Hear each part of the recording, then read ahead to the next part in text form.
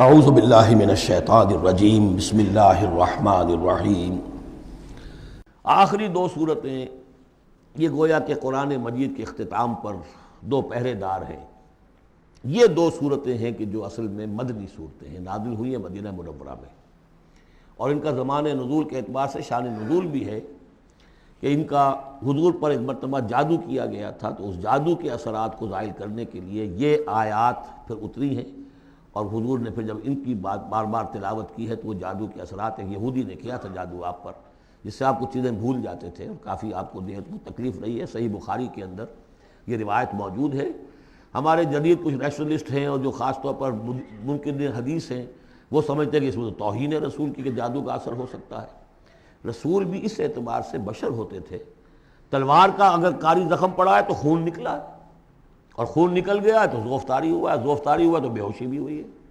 یعنی یہ جسم جو ہے ان کا، اس کے اعتبار سے جو بھی بخار آپ کو چڑھا ہے، بخار میں تکلیف ہوئی ہے، عالم نزع میں نہایت شدید تکلیف ہوئی ہے، تو اس حوالے سے یہ نہ سمجھیے کہ وہ بشریت کے جو لوازم ہے وہ ختم ہو جاتے ہیں، لیکن اللہ تعالیٰ کی طرف سے انہیں ایک مقام ملا ہے، ایک عصمت ملی ہے، ایک بزرگی ہے، وہ اپنی جگہ پر ہے۔ تو جادو کا وہ واقعہ بالکل صحیح ہے جو ہوا ہے، لیکن اس کے لیے اب یہ دو صورتیں ہیں، اور یہاں خاص طور پر نوٹ کر لیجئے کہ یہ معوذتین، یہ ایک صورت بھی ہو سکتی تھی، لیکن قرآن حکیم میں جو عام مزاج ہے کہ صورتیں جوڑوں جوڑوں کی شکل میں ہیں، تو دو حصوں میں تقسیم کر دیا۔ اور اس کی تقسیم کیا ہے؟ ایک وہ چیزیں ہیں جو انسان پر باہر سے حملہ آور ہوتی ہیں، اور ایک چیز وہ ہے جو انسان کے اپنے اندر سے حملہ آور ہوتی ہے۔ ان دونوں کو دو علیحدہ چیزوں میں رکھ کر اور سکھایا گیا ہمیں کہ تم ہمیشہ اللہ کی پناہ طلب کرتے رہا کرو ان چیزوں کے اثرات سے، ان چیزوں کے اثرات بد سے اپنے آپ کو بچانے کے لیے۔ بسم اللہ الرحمن الرحیم۔ قل اعوذ برب الفلق، کہو کہ میں پناہ میں آ گیا صبح کے رب کی۔ فلق، فلق ویسے تو یہ لفظ ہم پڑھ چکے ہیں سورہ انعام میں، فالق الاصباح، رات کی تاریکی کا پردہ پھٹتا ہے اور سپیدہ سحر نمودار ہوتا ہے، یا گٹھلی فالق الحب والنوائب، تو وہ جو گٹھلی ہوتی ہے وہ بھی پھٹتی ہے تو اس میں سے دو پتیاں نکلتی ہیں تو درخت بنتا ہے۔ اس اعتبار سے فلق سے مراد یہاں صرف صبح نہیں ہے، بلکہ جو اگلی صورت میں آ رہا ما خلق، جو بھی کچھ اس کائنات میں اس نے پیدا کیا ہے در حقیقت وہ عدم کا پردہ چاک کر کے اس کو وجود بخشا ہے۔ عدم سے، عدم محض سے، کریشن ایکس نیہیلو، بغیر کسی شے کے کسی شے کو بنانا۔ تو قل اعوذ برب الفلق من شر ما خلق، میں پناہ میں آتا ہوں اس کی تمام مخلوقات کی پناہ سے۔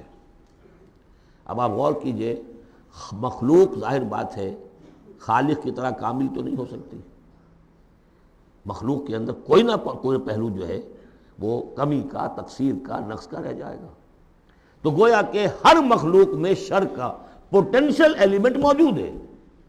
یہ دوسری بات ہے کہ اللہ تعالیٰ کسی کو سہارا دے دے، کسی کو اپنی طرف سے عصمت عطا کر دے، اپنی طرف سے خصوصی پروٹیکشن عطا کر دے، پوٹینشلی خلق جو ہے وہ گویا کہ مستلزم ہے، اس کے ساتھ شر کے اندر کا پہلو موجود ہوگا۔ قل اعوذ برب الفلق من شر ما خلق، یعنی وہ شر جو ہے خود اپنی جگہ پر کوئی علیحدہ مستقل وجود رکھنے والی شے نہیں ہے، بلکہ وہ شر جو ہے خلق کے اندر جو کمی کا پہلو ہے۔ جیسے ہم نے انسانوں کے بارے میں پڑھا، خلق الانسان من عجل، انسان کی سرشت میں جلد بازی ہے۔ خلق الانسان ضعیفا، انسان کمزور پیدا کیا گیا ہے۔ وہ جو اس کا ہے، جو اس کا فطرت والا پہلو ہے، جو روحانی پہلو ہے، وہ تو ہے انا خلقنا الانسان فی احسن تقویم، لیکن جو یہ حیوانی پہلو ہے اس کا جو مادی وجود ہے، اس میں تو ذوق بھی ہے۔ ان الانسان خلق ہلوعا اذا مسہ الشر جزوعا واذا مسہ الخیر منوعا، تو یہ تمام چیزیں جو ذہن میں رکھیے۔ قل اعوذ برب الفلق من شر ما خلق، جو بھی مخلوقات ہیں ان میں سے جو بھی شر کا پہلو ہے، میں اس سے اے پروردگار تیری پناہ میں آتا ہوں۔ ومن شر غاسق اذا وقب، خاص طور پر یہ رات کو ڈھانپ لینے والی جو ہے رات، اندھیرا، یہ ظاہر بات ہے اسی پھر رات کے پردے میں چوری بھی ہے، ڈاکہ بھی ہے، اسی میں پھر غول بیابانی جو ہیں، شیاطین جن ہیں، ان کا بھی جو حرکتیں ہوتی ہیں، پھر یہ ساری چیزیں جو ہے اسی کے سلسلے من شر غاسق اذا وقب، سانپ بچھو وغیرہ بھی اسی وقت نکلتے ہیں۔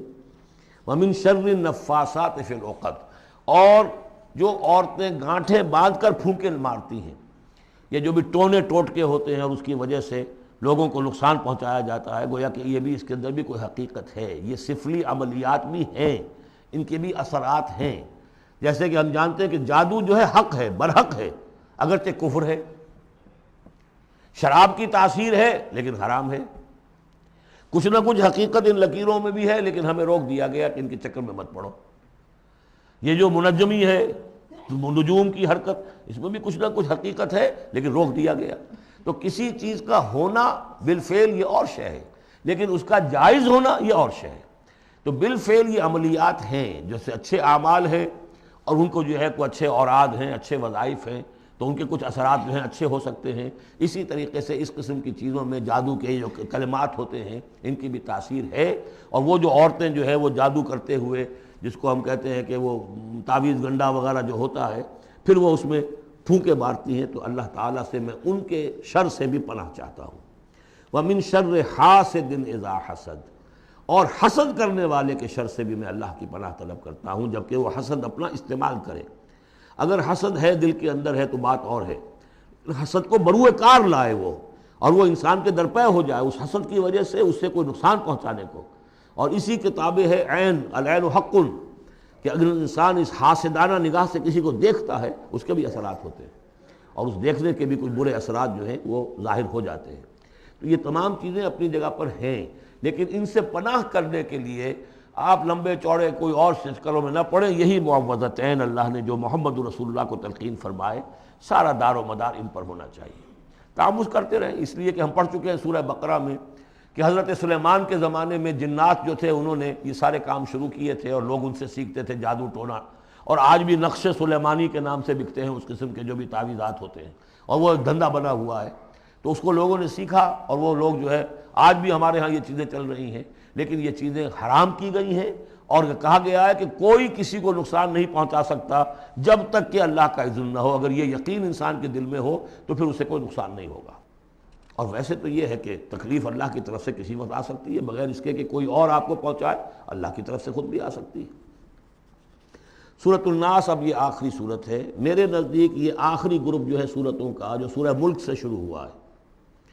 یہ دونوں پارے جو ہیں یہ سوائے ان دو صورتوں کے سب مکیات پر مشتمل ہیں صورتوں پر، اور صرف یہ دو صورتیں جو ہیں یہ مدنیات ہیں۔ اور ریسیپروکل نوٹ کر لیجئے، پہلا گروپ جو تھا اس میں مکی صورت صرف ایک تھی، سورہ فاتحہ، اور مدنی صورتیں 6.25 پارے پر پھیلی ہوئی، سورہ بقرہ، آل عمران، نساء اور مائدہ۔ اس کے بالکل برعکس ریسیپروکل نسبت یہاں ہے کہ یہاں پر یہ دو صورتیں ہیں چھوٹی چھوٹی، باقی دونوں پارے جو ہیں سب کی مکی صورتوں پر مشتمل ہیں۔ اور اس آخری صورت کا جوڑ مل جائے گا پہلی صورت کے ساتھ، یہ بھی میں آپ کو بتا دوں گا۔ بسم اللہ الرحمن الرحیم، قل اعوذ برب الناس، کہیے کہ میں پناہ میں آتا ہوں جو تمام انسانوں کا رب ہے اس کی پناہ میں۔ ملک الناس، صرف رب ہی نہیں ہے، بادشاہ ہے، تمام انسانوں کا بادشاہ ہے۔ الہ الناس، تمام انسانوں کا معبود ہے۔ من شر الوسواس الخناس، اس وسوسہ کرنے والے خناس کی جو پیچھے چھپ جاتا ہے، الذی یوسوس فی صدور الناس، جو لوگوں کے سینوں میں وسوسہ اندازی کرتا ہے، اس کے شر سے پناہ مانگتا ہوں۔ یہ جو شیطان لعین ہے جس کے بارے میں آتا ہے کہ ان الشیطان یجری من الانسان مجری الدم، حضور کی حدیث ہے یہ شیطان تو اس طریقے سے انسان کے وجود میں سرایت کر جاتا ہے جیسے کہ خون سرایت کر رہا ہے۔ یہ شیطان جو ہے، اور یہ آپ وہ بھی پڑھ چکے ہیں، وَلَقَدْ خَلَقْنَا الْإِنسَانَ وَنَعْلَمُ مَا تُوَسْوِسُ بِهِ نَفْسُهُ، ہم نے انسان کو بنایا، ہم جانتے ہیں کہ اس کا نفس امارہ جو ہے، اڈ اور لبیڈو، اس کو اندر کیا وسوسہ اندازی کرتا رہتا ہے۔ تو شیطان کو بھی کوئی اور اختیار حاصل نہیں ہے، ہمارے اپنے سفلی داعیات، ہمارے جو اینیمل انسٹنکٹس ہیں، ہماری جو خواہشات ہیں، شہوات ہیں، ان کو وہ بھڑکاتا ہے، جس کے لیے حدیث میں آتا ہے کہ اس کی تھوتنی جو ہے وہ زمین جو وہ دل کے اوپر ٹکا کر پھونکے مارنی شروع کرتا ہے تاکہ وہ شہوت میں اشتعال پیدا ہو جائے اور سفلی جذبات میں اشتعال پیدا ہو جائے۔ اس کی اس کو اللہ تعالیٰ نے طاقت دی ہے۔ یہ ہے وسوسہ، وسواس الخناس۔ اور خناس کیوں کہا؟ اگر آپ ذکر کریں گے لا حول ولا قوت الا باللہ، فوراً بھاگ جائے گا۔ تو ذکر سے جب دل خالی ہوتا ہے، دل میں اگر اللہ کی یاد نہیں ہے تو شیطان آئے گا، تھوتنی ٹکائے گا اور پھونکے مارے گا۔ یہ چونکہ شیطان کی یہ ساری ترکیب انسان پر اثر انداز ہوتی ہے اس کے اپنے نفس کے وساطت سے، اندر سے، لہذا اس کے لیے یہ علیحدہ صورت جو ہے وہ قائم کر دی۔ قل اعوذ برب الناس ملک الناس الہ الناس من شر الوسواس الخناس الذی یوسوس فی صدور الناس من الجنۃ والناس، خواہ وہ جنوں میں سے ہوں یا انسانوں میں سے، ان میں وہ وسوسہ اندازی کرتا ہے۔ اب اس کو جوڑ لیجئے آپ پہلی صورت کے ساتھ۔ سورہ فاتحہ میں کیا ہے؟ الحمدللہ رب العالمین، قل اعوذ برب الناس، مالک یوم الدین ملک الناس، ایاک نعبد و ایاک نستعین الہ الناس۔ اس کے بعد کیا ہے؟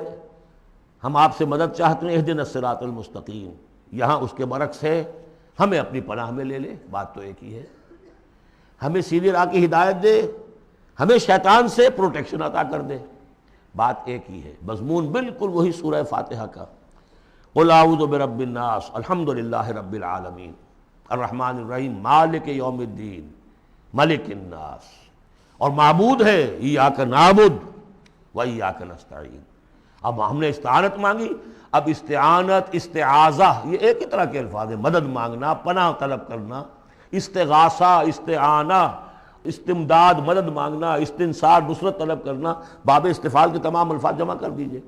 تو عبادت، ہم عبادت کرتے ہیں تیری، ایاک نعبد، لیکن ہمیں استعانت، تیری مدد چاہیے اس کے لیے، تو معبود ہے، ہم تیری عبادت کا فیصلہ کرتے ہیں لیکن تیری مدد کے محتاج ہیں۔ اے اللہ ہم تیری عبادت کا وعدہ کرتے ہیں لیکن تیری طرف سے ہمیں پروٹیکشن چاہیے کہ شیطان کے وسوسوں سے، وسوسہ اندازی سے ہمیں محفوظ کر دے۔ اس طریقے سے یہ سورہ مبارکہ ایک اعتبار سے مثنیٰ بن جاتی ہے سورہ فاتحہ کا، اور گویا کہ قرآن مجید کی آخری سورت اور پہلی سورت کے مابین ایک مشابہت قائم ہو جاتی ہے۔ صدق اللہ العظیم۔